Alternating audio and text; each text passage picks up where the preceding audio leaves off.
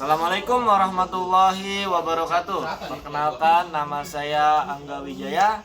NPM saya 411821911803. Kelas paralel 1 mata kuliah Outdoor Education atau OE.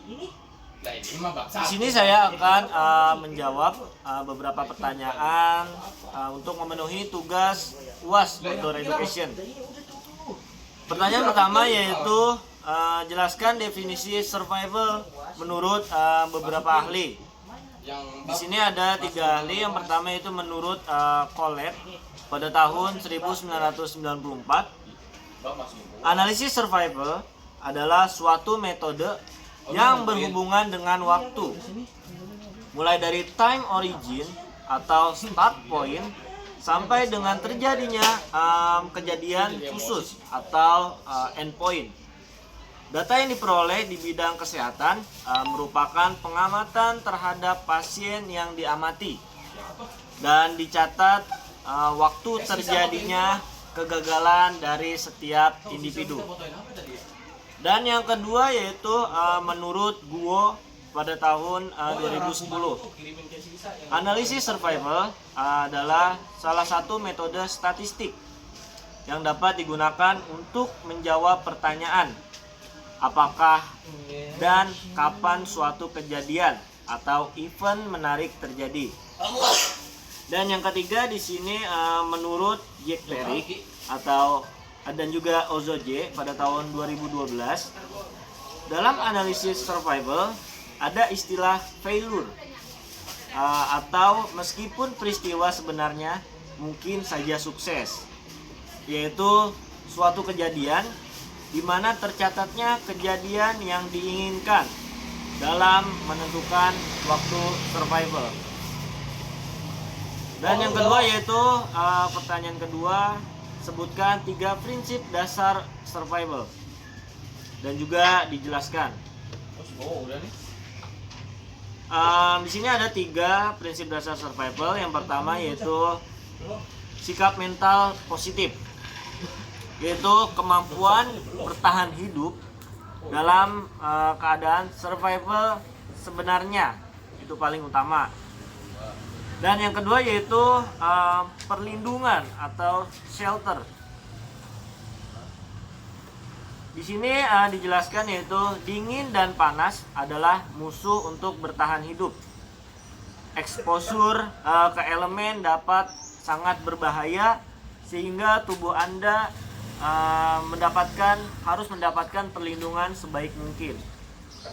Dan yang ketiga yaitu prinsip dasar yang ketiga, kemampuan pertolongan pertama pada kecelakaan atau emergency first aid. Di sini yaitu sekali Anda telah memutuskan untuk bertahan hidup dan telah mengadopsi pola pikir positif, maka Anda harus pada keselamatan pribadi Anda sendiri. Dan pertanyaan yang ketiga yaitu apa yang dimaksud positive mental thinking dalam survival, dan jelaskan. Di sini dijelaskan bahwa sikap mental positif yaitu filosofi yang menegaskan bahwa memiliki watak optimis dalam setiap situasi kehidupan, menarik perubahan positif dan meningkatkan prestasi. Penganut menerapkan kondisi pikiran yang terus mencari, menemukan, dan melaksanakan cara untuk menang atau menemukan hasil yang diinginkan. Apapun situasinya, konsep ini kebalikan dari negativasi, kekalahan, dan keputusan. Optimisme dan harapan sangat penting untuk pengembangan PMA. Dan yang keempat yaitu pertanyaannya, everyday carry adalah perlengkapan yang selalu dibawa oleh setiap orang. Sebutkan dan jelaskan fungsi 10 benda EDC esensial atau utama seseorang untuk menghadapi kondisi survival di hutan. Di sini dijelaskan bahwa everyday carry atau EDC adalah sekumpulan peralatan dan perlengkapan kecil non ringkas yang bisa selalu kita bawa setiap hari untuk membantu mempermudah kita dalam menghadapi berbagai situasi yang umum atau sampai dengan situasi bencana. Berikut adalah daftar perlengkapan EDC standar yang sering dijumpai sehari-hari. Perlengkapan atau peralatan yang pertama yaitu pisau lipat atau folding knife. Yang kedua yaitu multi tools atau alat serbaguna macam Swiss Army, Leatherman dan lain sebagainya. Dan yang ketiga yaitu jam tangan. Yang keempat senter atau flashlight, atau senter kecil, senter kepala atau headlamp, atau senter taktis. Dan yang selanjutnya yaitu fluid, alat komunikasi, alat elektronikal fungsional, GPS seperti kamera, multimeter dan lain sebagainya. Dan yang selanjutnya yaitu pena, pensil atau tactical pen yang dapat digunakan menyerupai kubotan dan digunakan untuk menyerang atau menikam musuh.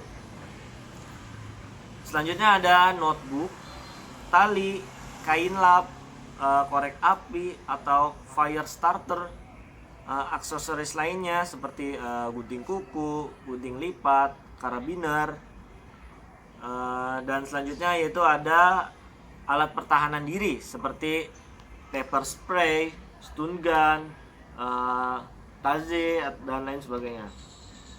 Dan yang kelima yaitu pertanyaannya jelaskan perbedaan survival dengan bushcraft. Dalam ilmu survival kita bisa menggunakan alat apapun itu, mau alat modern atau primitif, sama saja asal dapat digunakan untuk bertahan hidup. Sementara bushcraft sendiri membatasi diri hanya menggunakan alat-alat dan teknik tradisional primitif untuk bertahan hidup di alam liar. Baik, terima kasih. Mungkin sekian jawaban dari saya. Kurang lebihnya mohon dimaafkan. Assalamualaikum warahmatullahi wabarakatuh.